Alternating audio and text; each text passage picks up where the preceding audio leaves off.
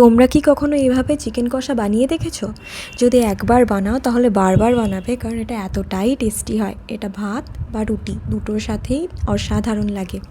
তো তাই জন্য পেঁয়াজগুলোকে আমরা ছোটো ছোটো করে কুচিয়ে নিয়েছিলাম।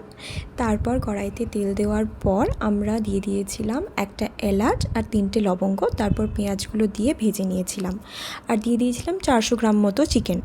তারপর হলুদ আর স্বাদ মতো লবণ দিয়ে আবার কড়াইতে ভালো করে নাড়াচাড়া করে নিয়েছিলাম।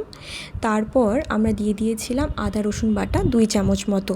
সেটা দিয়ে আবার একটু ভালো করে নাড়াচাড়া করে নেওয়ার পর 2টো কাজু আর একটা টমেটোর পেস্ট আমরা এটার মধ্যে দিয়ে দিয়েছি।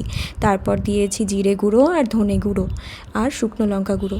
সেটা দিয়ে আমরা চিকেনটাকে আবার ভালো করে একটু কষিয়ে নেব। তারপর যখন এটা কষানো হয়ে যাবে তার মধ্যে আমরা দিয়ে দেবো ধনে পাতা আর 2টো কাঁচা লঙ্কার পেস্ট। সেটা দিয়ে দিলেই তো হয়ে গেল রেডি। ব্যাস, এরকম আরও রেসিপি দেখতে আমার চ্যানেলটা সাবস্ক্রাইব আর ফলো করতে ভুলো না।